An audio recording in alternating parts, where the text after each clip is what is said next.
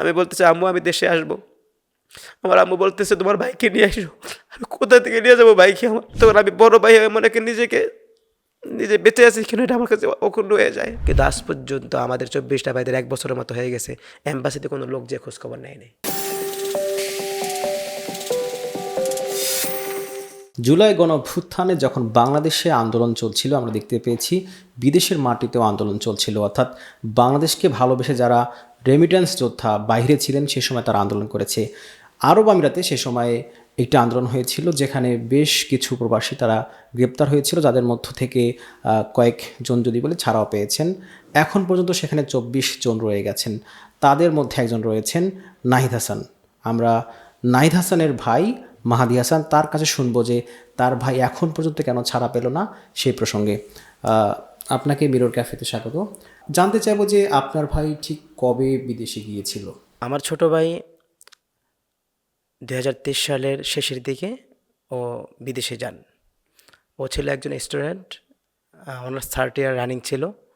তো আমাদের পরিবারের মানে অসহায়, মানে আমরা একটু অভাবে ছিলাম। অভাবে থাকার কারণে আমাদের এই অভাব সম্পূর্ণ কাটানোর জন্য আমরা আমাদের পরিবার থেকে তাকে, যে আমাদের অভাব সম্পূর্ণ সে যদি বিদেশে যায় তাহলে আমাদের সে সেখান থেকে টাকা পাঠাবে, বা আমরা ঋণ করে তাকে পাঠাইছিলাম বিদেশের মাটিতে।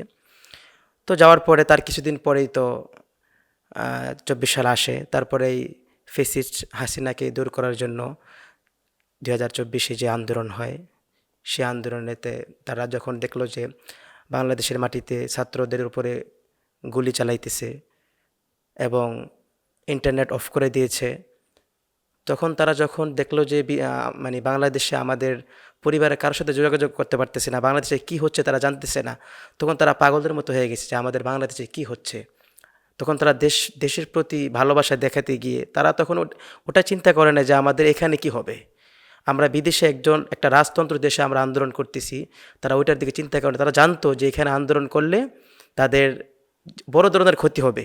তারপরও তারা দেশের প্রতি ভালোবাসা দেখিয়ে তারা এই দেশে যে যাদের উপর ছাত্র ভাইদের উপর আক্রমণ হচ্ছে, গুলি চালাইতেছে, তখন তারা এটার প্রতি একত্রবোধ মানে করে ওখানে রেমিটেন্স সাতজন দিয়ে তারা আন্দোলন শুরু করেছিল। আপনার ভাই কবে গ্রেপ্তার হয়েছিল? আমার ভাই গ্রেপ্তার হয়েছে 8 ডিসেম্বর। ও যখন ও ইয়েতে গেছে তখন ওকে ফোন করা হয়েছিল, তো ওর নাম্বারটা আমার সব ব্লক মানে খুলে ফেলেছিল। তারপর ওকে বিভিন্ন ইয়েতে মাধ্যমে ওকে 8 ডিসেম্বর ওকে অ্যারেস্ট করছে। 8 ডিসেম্বর অ্যারেস্ট করার পরে আমরা তার প্রতি 2 মাসের প্রতি তার কোনো খোঁজ খবর পাইনি। সে বেঁচে আছে কিনা মারা গেছে আমরা জানিও না কিছু। তারপরে 2 মাস পর ও যখন ফোন দিয়েছে তখন আমরা খোঁজখবর পাইলাম যে সে জেলে আছে, বন্দি আছে। তারপর এই পর্যন্ত মোটামুটি মাঝে মধ্যে ফোন দিত। ইদানিং আবার প্রায় 1 মাসের উপর হয়ে গেছে তাকে ফোন দিতে দেওয়া হয় না, তার নাম্বার ব্লক করে রাখছে। কিভাবে জানলেন যে সে গ্রেপ্তার হয়েছে? আমরা ও যখন আন্দোলন করছে তারপর থেকে মানে যাদেরকে অ্যারেস্ট করছে, তো আমরা জানতাম যে ওকে অ্যারেস্ট করবে, কারণ এখন যারা ইমিগ্রেশন মানে এয়ারপোর্টে ইমিগ্রেশন ব্লক করা সবার, যে আসতে চাইবে তাকে ধরা খাইতে হবে। তো ও যখন ধরা খাইছে আমরা অতটা ক্লিয়ার জানতাম না, আমরা তো বাসায় পাগলের মতো হয়ে গেছি আমাদের ফ্যামিলি। আমার আম্মু এখনও মেন্টালিটি সমস্যা, মানে হাসপাতালে নিয়ে গেছিলাম, এখন মানে কাকে কি বলে। এখন আমি যদি বাসায় যাই তো আমাকে বলে, তুমি একা আসছো কেন, তোমার ভাইকে নিয়ে আসো নাই কেন, আমাকে প্রশ্ন করে। আমি যখন এই জন্য আমি বাসায় যাইতে চাই না, কারণ বাসায় গেলে আমাকে প্রশ্নটা করে আমি কী উত্তর দেবো আমার মাকে। তো যখন আমরা মানে ও যখন অ্যারেস্ট হয় আমরা প্রায় 2 মাস পর্যন্ত আমরা মানে জানি না সে কোথায় আছে। তো 2 মাস পরে তো যখন সে ফোন দিছে তখন আমরা জানতে পারি যে সে অ্যারেস্ট হয়েছে এবং সে জেল হাজতে আছে। তারপরে আপনারা কিভাবে এগোলেন তাকে বের করে আনবার জন্য? এই পর্যন্ত যখন আমরা জানতে পারি সে মানে জেলখানায় আছে, তো সর্বশেষ যে জেল থেকে ফেরত আসছে রায়হান মিয়া নামের আমাদের এক মানে জেলবন্দি ভাই ছিল, উনি ফিরে আসছে। তো ওনার মাধ্যমে আসলে যারাই 24-25 পরিবার আমরা এক হতে পারছি। আমরা মানে অনেকে জানতো না তার পরিবার কোথায় আছে। তো ওখান থেকে আপনার ওই রায়হান মিয়া ওনার নিজের প্যান্ট খুলে ওই প্যান্টের ভিতরে মানে ওখান থেকে কোনো কাগজ মানে আনতে দেয় না। তো ওই রায়হান মিয়া আপনার ওই প্যান্ট খুলে প্যান্টের ভিতর সবার পরিবারের নাম্বারগুলো লিখে নিয়ে আসছে। লিখে নিয়ে আইসা পরে সব পরিবারকে ওই রায়হান মিয়া ফোন দিছে। ফোন দিয়া সবার পরিবার থেকে মানে সবার পরিবারকে একটা হোয়াটসঅ্যাপ গ্রুপের মাধ্যমে একসাথে কইরা তারপরে আমরা এটা বিভিন্ন মাধ্যমে আমরা পররাষ্ট্র মন্ত্রণালয়, প্রবাসী কল্যাণ মন্ত্রণালয়, বিভিন্ন জায়গায় আমরা এমন কোনো জায়গা নাই যেটা মানে যাওয়া বাদ রাখছি। কিন্তু আমরা সব জায়গা থেকে আমরা হতাশ হয়ে ফিরছি, কোথাও আমরা ভালো একটা আশ্বাস পাইনি। আপনার মানে পরিবার আর কে কে আছে? আমরা 2 ভাই 1 বোন। আমি বড়, আর ভাই মেজো, আর বোন ছোট, আর বাবা মা আছে, আমার ওয়াইফ আছে, আমার একটা ছেলে আছে। এই যে আপনার বাবা মা, ছোট বোনকে বিয়ে দেওয়া এবং নিজের সন্তান এবং বড় ভাই হিসেবে যে দায়িত্ব, সব কিছু মিলে চাপ কেমন অনুভব করছেন? বাবা মার পরে বড় ভাই তো সব কিছু ইয়ে, তো চাপটা অনেক বেশি মানে যেটা মানে বলে বোঝাতে পারবো না। যতটুকু যেখানে যাওয়া লাগে, আব্বু তো ছোটোখাটো একটা ব্যবসা করে, তারও অসুস্থ মানুষ, আব্বু কোথাও যাইতে পারে না, আর অতটা অনেক কিছু বোঝে না। তো সেই হিসাবে তারপরেও আমার বাবা আলহামদুলিল্লাহ আল্লাহ তালা রেখেছেন। তো যদিও চাপ মনে করি, যখন বাবার সাথে কথা বলি তখন আর চাপটা চাপ মনে হয় না, কারণ আমার একটা ছায়া আছে। বাবার সাথে যখন কথা বলি তখন মনে হয় যেন আমার ওটার কাছে মানে চাপ মনে হয় না। আর্থিক চাপ, মানসিক চাপ, সব ওটা মিলে তো কোন চাপটাকে বেশি মনে হয় যে খুব বেশি বাধা মনে হয়? আসলে দোনোটাই। আপনার যখন ব্যাংক থেকে ফোন করে বিভিন্ন মানে বাজেভাবে কথা বলে তখন আর সহ্য হয় না যে কীভাবে কী করব, এবং মানসিক চাপ, আব্বুকে একভাবে বুঝাইতে হয়, আম্মুকে আরেকভাবে বুঝাইতে হয়, পরিবারকে এক একভাবে বুঝাইতে হয়। মানে দোনোটাই নিয়ে মিলে মানে মানসিক ইয়েতে আছে। আপনি এখন নিজে কি করছেন? আমি একটা মাদ্রাসায় জব করি, এই ঢাকার ভিতরে, ঢাকা বারিধারায় আমি এখানে একটা মাদ্রাসায় ছোট্ট মাদ্রাসায় জব করি আর কি। তো মোটামুটি ফ্যামিলি আলহামদুলিল্লাহ। ভোলাতে থাকে? জি, ফ্যামিলি সবকে ভোলাতে থাকে। আপনার সর্বশেষ দেখলাম যে আপনারা আন্দোলন করেছেন, তো জি, জি। আন্দোলনের পরে আপনাদের ফিডব্যাকটা কি ছিল সরকারের পক্ষ? আমাদেরকে একটা মানে আশ্বাস দেওয়া হইতেছিল যে আসলে আমরা এটা করতেছি, বা এতদিন ভিতরে মানে আমাদেরকে কোনো আমার টার্গেট নিয়ে কোনো কিছু বলা হয় না। কারণ আজকে দেখেন 2022 সালে যখন পাকিস্তান আন্দোলন হয়েছিল, মানে ইমরান খানকে নিয়ে যত ঝামেলা হয়েছিল, তখন ইমরান খানকে পক্ষ নিয়ে পাকিস্তানে মানে দুবাইতে কিন্তু একটা আন্দোলন হয়েছে পাকিস্তানি যারা ছিল। তখন ওই আন্দোলন হওয়ার পরে আপনার ওই পাকিস্তানিদের আমাদেরকে যেমন আমাদের ভাইদেরকে যেমন অ্যারেস্ট করছে, ওই পাকিস্তানি ওদেরকে অনেক অ্যারেস্ট করছে, ওদেরকে যাবজ্জীবন দিচ্ছে, অনেক কিছু করছে। কিন্তু ওই সরকার যখন আসছে, ওই সরকার আইসা আপনার ওদেরকে ছাড়াই নিয়ে গেছে এবং ওদেরকে নো এন্ট্রি তুইলে ওইখানে আবার থাকার সুযোগ করে দিছে। তো পাকিস্তানের সরকার যদি এইগুলা পারে, আমাদের সরকার কেন পারবে না? এই যে এটা করতে পারছে না সরকার, ব্যর্থতা কোথায় কি মনে করেন? এটা আসলে যেখানে পাকিস্তানের মতো সরকার যদি তাদের রেমিটেন্স যোদ্ধাদেরকে এত সুন্দরভাবে নিয়ে আসতে পারে, তাদেরকে আবার সেখানে থাকার সুযোগ করে দিতে পারে, তারা তো সফল সরকার। কিন্তু আমরা যেটা সরকারের কাছে আমরা আশা করেছি, আমি নিজেও আন্দোলন করেছি দেশে থেকে, আমার ভাইরা আন্দোলন করছে, আমি একজন জুলাই যোদ্ধা, হয়তো বা আমাদের নাম আসবে না, কিন্তু কথা হলো যে আমরা যেই কারণে দেশের জন্য যুদ্ধ করেছি, দেশের জন্য আন্দোলন করেছি, দেশের জন্য একটা সুন্দর পরিবেশে আসে, দেশের মানুষের জন্য সুখে থাকতে পারে, তা আমরা সেই আশাটুকু আমরা পাই না। কারণ আমাদের ভাইরা বিদেশে এখনও বন্দী, একটা বছর জেলে বন্দী, সরকারের পক্ষ থেকে আমরা কোনো রেসপন্স পাইতেছি না, তাহলে আমাদের সরকারের ব্যর্থতা। কারণ সরকার তারা যদি কূটনীতিকের মাধ্যমে এটা সহজে তো আনতে না পারে, তারা তাদের সাথে কোনো লিয়াজও করতে না পারে, তাহলে তো সরকারে বসে তো আমাদের কোনো লাভ হইল না। সর্বশেষ সরকার কি বলেছে আপনাদেরকে? সর্বশেষ আমাদেরকে আজকে পররাষ্ট্র উপদেষ্টার সাথে মিটিং হয়েছিল। ওখানে পররাষ্ট্র উপদেষ্টা আমাদেরকে জানালো যে আগামী 15 দিনের ভিতরে আমাদেরকে কিছু একটা জানাবে। ওখানে যারা বন্দি আছে তারা বেঁচে আছে কিনা, মানে যোগাযোগ হয় কিনা আপনাদের সাথে? আসলে ওটা বলতে গেলে ওখানে বন্দি ছিল 25 জন। 25 জন বন্দির ভিতরে গত 22শে অক্টোবর 22শে সেপ্টেম্বর এক ভাই মারা গিয়েছেন। তো আমরা যখন শুনছি যে একটা ভাই মারা গেছে, তখন আমরা জানতাম না যে কে মারা গেছে। তখন সব পরিবারগুলা মানে অসহায়ের মতো হয়ে গেছে যে আসলে কে মারা গেছে। পরে যখন জানলাম যে অমুক ভাই মারা গেছে, তখন স্বস্তি পেলাম যে না, আর এখন তো ইদানিং আমার বাবা পাগলের মতো হয়ে গেছে যে আমার ছেলের কী অবস্থা। আমরা এখনও ওখানে যারা আছে 24 জন, 25 জনের ভিতরে একজন মারা গেছে। এখন এই 24 জনের ভিতরে কিন্তু আবার অনেক অসুস্থ হয়ে গেছে, তারা কি বেঁচে ফিরবে কি না জানে না। লাস্ট কবে আপনার সাথে কথা হয়েছে আপনার ভাইয়ের? লাস্ট প্রায় 28 দিন আগে তার সাথে আমার কথা হয়েছে। মানে এখানে কথা বলতে দেয় না, সমস্যাটা কোথায় আসলে, ঘাটতিটা কোথায়? দেশের পক্ষ থেকে সমস্যা নাকি তারাই কথা আসলে বলতে দেয় না? আমাদের সরকার, আমরা যখন এই বিভিন্ন জায়গায় দৌড়াদৌড়ি করতেছি, আমাদেরকে বিভিন্নভাবে বলা হইতো যে তারা কি এই মামলার আসামি নাকি, এভাবে বলা হইতো। যখন একজন মারা গেছে, তখন একজন মারা যাওয়ার পরে আমরা আমরা আমরা প্রুফ দিতে পারছি যে আমরা এই মামলার মানে এই ভাইয়েরা এই মামলার আসামি। তার মানে আমাদের, হ্যাঁ হ্যাঁ হ্যাঁ, কিন্তু আমাদের এটা প্রুফ দিতে হয়েছে কীভাবে, যে মারা যাওয়ার পরে আমরা মানে এটার পাইছি যে আমরা এই মামলার আসামি, জুলাই যোদ্ধা। মানে মারা যাওয়ার আগে আমরা এটা প্রমাণ করতে পারিনি।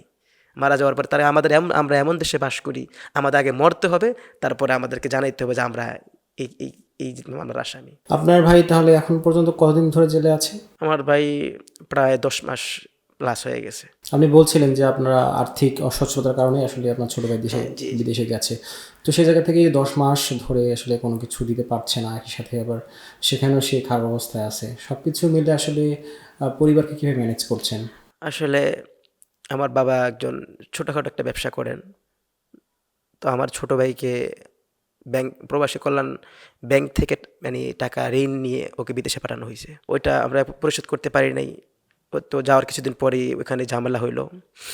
তো আপনার এখন পর্যন্ত প্রবাসী কল্যাণ মন্ত্রণালয় থেকে আমাদেরকে বিভিন্নভাবে মানে করা হচ্ছে যে টাকা দিই না কেন, আমরা কি কোথা থেকে টাকা দিব? আমরা তো মানে আর্থিকভাবে খুবই ভেঙে পড়ছি। আমরা ঋণ করে ওকে বিদেশে পাঠাইছি, আর যাকে বিদেশে পাঠাইছি সে তো এখন মানে অনিশ্চয়তার ভিতরে আছে। সে কি আজও দেশে ফিরতে পারবে কিনা আল্লাহ ভালো জানে। আমরা তাদেরকে টাকা দেবো কোথা থেকে? আমরা নিজেরাও আমাদের এখন একবেলা ভাত খাবো, যে আমরা তাদের সমস্যা হয়ে যেতেছে, আমরা কীভাবে খাবো?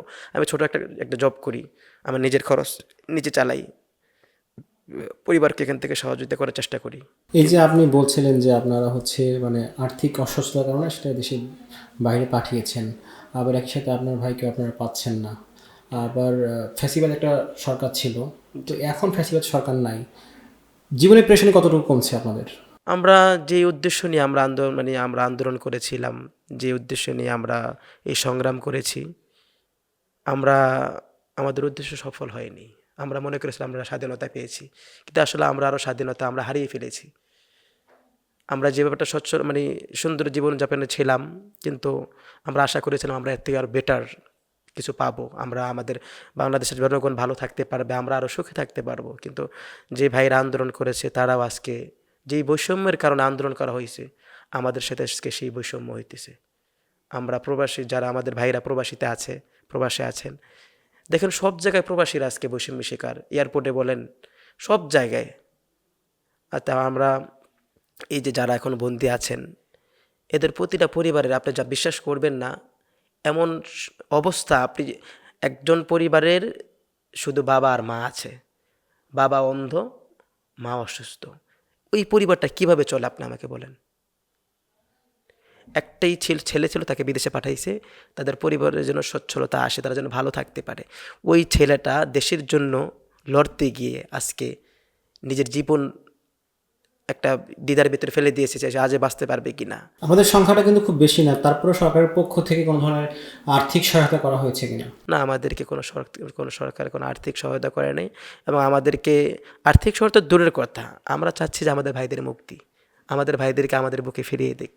আমার ভাই, আমি যখন 28 দিন আগে কথা বলছি, আমার ভাই আমাকে বলতেছে, ভাই আমাদের যদি কোনো কিছু বড় কিছু হয়ে থাকে তাহলে আমাদেরকে বলে দাও, আমরা মেনে নিব, কিন্তু বারবার আমাদেরকে এভাবে আশ্বাস দিয়ে আমাদেরকে মানে ভেঙে দিও না, আমাদেরকে বলে দাও, আমরা মেনে নিব যে আমাদের জীবনে একটা কিছু হয়ে গেছে।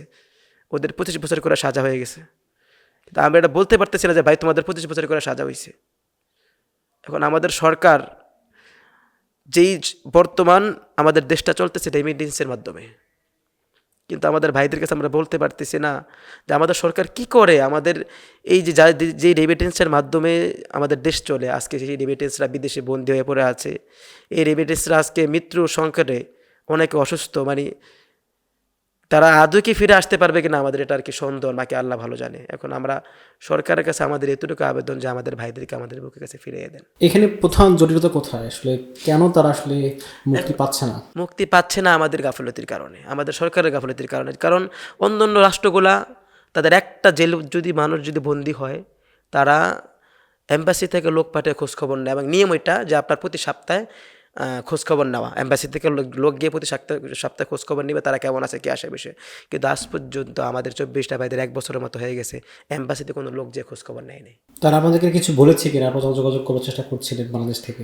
আমাদের সাথে তারা রেসপন্স করে না।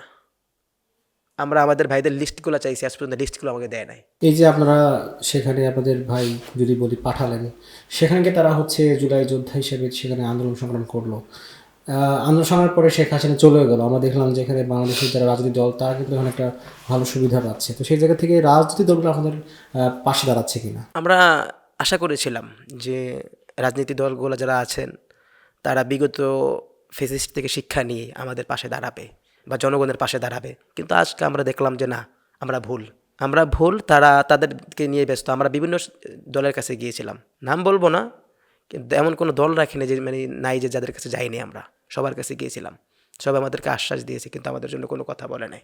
এখন আপনারা কি করবেন? করার তো আর কিছু নাই, কারণ আমাদের সরকার যদি আমাদের জন্য কিছু না করে, কারণ আমরা কোথায় যাব? আমাদের তো আল্লাহর আল্লাহর উপরে তাওয়াক্কুল ছাড়া আমাদের আর করার কিছু নেই। দুনিয়ার ভিতরে আমরা যে আমাদের যে সরকার আমাদের দেশ চালান, ওনার মাধ্যমে আমরা চাইছিলাম যে ডক্টর ইউনূসের মাধ্যমে আমরা আমাদের ভাইদেরকে একটা ফোন দিই, যেহেতু প্রথম 57 জন ওনার ফোন কলের মাধ্যমে চলে আসছে।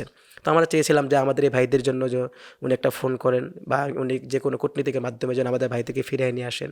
এছাড়া আর আমাদের কোনো পথে আমরা কোনো রাস্তা দেখতেছি না, কারণ আমরা কোনো রাস্তা বাকি রাখিনি কোথাও যাওয়ার। কোথায় কোথায় যাওয়ার লাগে সব জায়গায় আমরা গিয়েছি, সব জায়গা থেকে আমরা ফিরে মানে মুখ ফিরিয়ে মানে আমাদের থেকে মুখ ফিরিয়ে নেয়। আমাদেরকে এমনও বলা হয়, তোমরা দেশের জন্য আন্দোলন করছো, দেশের স্বাধীনতা পেয়েছো, আর কি চাও? সর্বশেষ সরকারের কাছে আপনাদের প্রত্যাশা রাখছেন যে তারা আপনাদের যে ভাই আসাদেরকে ফিরিয়ে আনতে সুপারিশ করবে, যদি এটি না করে সেক্ষেত্রে আপনারা কোনো আন্দোলনে যাবেন কিনা? আমরা এটা পরবর্তী ইনশাল্লাহ সিদ্ধান্ত নেব যে আমরা কী করব, কারণ আমরা দেশের জন্য আন্দোলন করেছি, আমরা দেশের জন্য আমরা যুদ্ধ করেছি, দেশকে মানুষের জনগণকে দেশকে ভালো রাখার জন্য। তা আমরা দেশের জন্য আন্দোলন করতে গিয়ে যদি আমরা নিজেরাই ভালো থাকতে না পারি তাহলে কীভাবে হবে? আমরা তো নিজেরা বৈষম্যের শিকার হয়ে গেলাম। তো এখন এখান থেকে আমরা আমাদের যারা আছে আমরা পরামর্শ করে সামনে কী করণীয় আমাদের সেটা করতে হবে, কারণ এছাড়া তার আমাদের উপায় নেই। আপনি যেমনটি বলছিলেন যে 10 মাস থেকে আপনার ভাই সেখানে আছে, তো এর মধ্যে তো অনেক যদি বলি যে দিবস গেছে, ভালো মুহূর্ত গেছে, তো ভাইকে মিস করেন কিনা? ওইটা বলতে গেলে তো আমি আসলে বোঝাবো কী করে আপনাকে ভাষায়। আমার তো দুইটা ভাই, আমি বড় ও ছোট, ও আমার 4 বছরের ছোট। দুইটা ভাই আমরা একসাথে কোলে পিঠে করে ওকে মানুষ করেছি। আমি পড়াশোনায় ব্যস্ত ছিলাম, ও আব্বু আমার কাছে ছিল।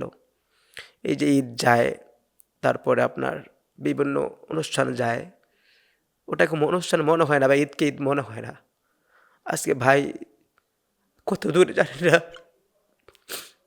এই ভাই কোলে পিঠে করে না একসাথে বাসায় যেতাম, একসাথে খেলাধুলা করতাম। আজকে ভাই কোথায় আমি জানি না। বাসায় যখন যাই আমার মা আমাকে প্রশ্ন করে, আমার ছেলে কোথায়, আমাকে ছেলে নিয়ে আসো না কেন?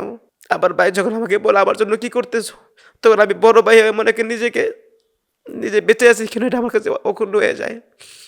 আমার মা অসুস্থ, বাবা অসুস্থ, আমাকে প্রশ্ন করেছে বা ছেলের জন্য কি করতেছো। আমি বড় ভাই, আমি নিরুপায়, আমি কি করবো, কোথায় যাব? যাওয়ার কোনো জায়গা নেই।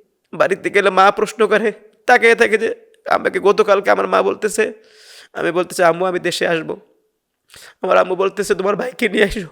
আমি কোথা থেকে নিয়ে যাবো ভাইকে? আমার ভাই তো দূরে জেলখানায় পড়ে আছে, কোথা থেকে ভাইকে নিয়ে যাবো? দর্শক, আমরা যেমনটি শুনছিলাম যে নাহিদ হাসান তার ভাই যেমনটি আকুতি মিনতি করছিল যে তার ভাই যেন ফিরে আসে। আমরাও চাই তার ভাই তার বুকে ফিরে আসুক, তার বাবা মার বুকে সান্ত্বনা ফিরে আসুক। দর্শক, আবারও আগামী কোনো পর্বে দেখা হবে। সেই পর্যন্ত ভালো থাকুন, সুস্থ থাকুন, ধন্যবাদ।